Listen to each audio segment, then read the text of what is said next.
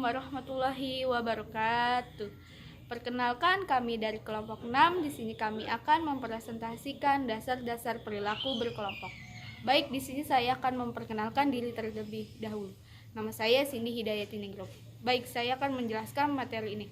Tujuan dari bab ini yaitu memperkenalkan Anda pada konsep-konsep dasar, memberikan Anda sebuah dasar untuk memahami bagaimana kelompok bekerja, dan untuk menunjukkan kepada Anda cara menerapkan tim yang efektif.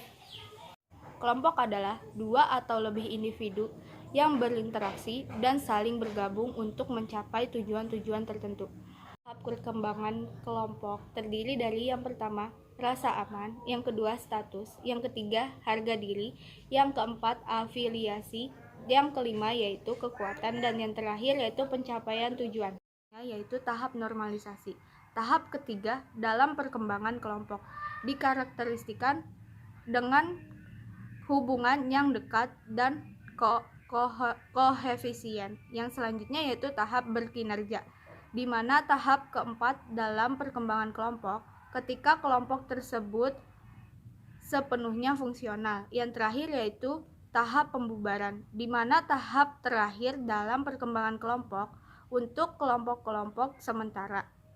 Itu hal-hal yang mengenai kelompok. Yang pertama yaitu peran.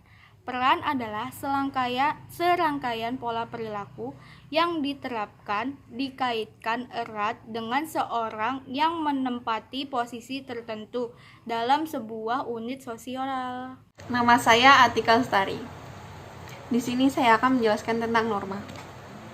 Norma adalah standar-standar perilaku yang dapat diterima oleh sebuah organisasi atau kelompok dan dianut oleh semua anggota kelompok. Norma kelas umum. Terdapat 4 jenis norma kelas umum yang tampak dalam kebanyakan kelompok kerja. Pertama, norma kinerja. Norma kinerja biasanya terdiri dari petunjuk-petunjuk eksplisit mengenai seberapa keras harus bekerja, bagaimana menyelesaikan pekerjaan, tingkat hasil mereka, dan tingkat kelambatan yang paling pantas dan semacamnya. Yang kedua, norma penampilan. Norma penampilan meliputi tentang pakaian yang pantas, loyalitas terhadap kelompok kerja, kapan harus terlihat sibuk, dan kapan waktu yang pantas untuk bersantai. Ketiga, norma pengaturan sosial. Norma pengaturan sosial ini datang dari kelompok kerja informal dan terutama mengatur interaksi sosial dalam kelompok. Keempat, norma alokasi sumber daya. Norma ini mencangkup seperti bayaran, penugasan, serta alokasi peralatan dan perlengkapan baru. Konfirmasi. Konfirmasi adalah penyesuaian perilaku seseorang agar selaras dengan norma-norma kelompok. Kelompok referensi. Kelompok referensi adalah kelompok-kelompok penting di mana individu-individu menjadi anggota atau terhadap untuk menjadi anggotanya dan dengan norma-norma yang kemungkinan akan disesuaikan oleh individu tersebut. Perilaku menyimpang. Perilaku menyimpang di tempat kerja merupakan perilaku disengaja yang dapat melanggar norma-norma organisasi signifikan dan dengan mengancam kesejahteraan organisasi atau anggota-anggotanya. Status. Status adalah sebuah posisi atau pangkat yang didefinisikan secara sosial yang diberikan kepada kelompok atau organisasi atau anggota oleh orang lain meresap dalam setiap masyarakat. Status adalah faktor penting dalam memahami perilaku manusia karena hal ini adalah sebuah motivator signifikan dan memiliki konsekuensi perilaku besar ketika individu-individu menerima perbedaan antara apa yang mereka percaya sebagai status dan apa yang mereka rasakan oleh orang lain. Saya Mariana Hulu, saya dari kelompok 6. Saya akan membahas tentang status. Yang pertama, status dan norma. Status dan norma memiliki pengaruh-pengaruh menarik pada kekuatan norma dan tekanan untuk menyesuaikan diri. Yang kedua, status dan interaksi kelompok. Interaksi kelompok sangat mempengaruhi status, di mana orang-orang berstatus tinggi lebih cenderung lebih tegar dan lebih sering berbicara terbuka, mengkritik dan menyatakan perintah dan menginterupsi orang lain. Dan yang terakhir, status dan kultur.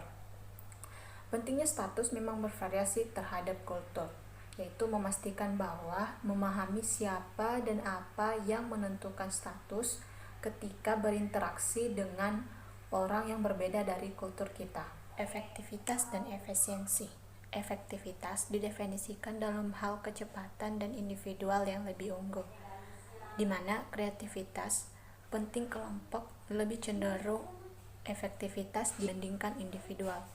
Namun, efektivitas tidak dapat dipertimbangkan tanpa menilai efisiensi, karena kelompok harus selalu berada di tempat kedua dibandingkan pengambil keputusan kelompok.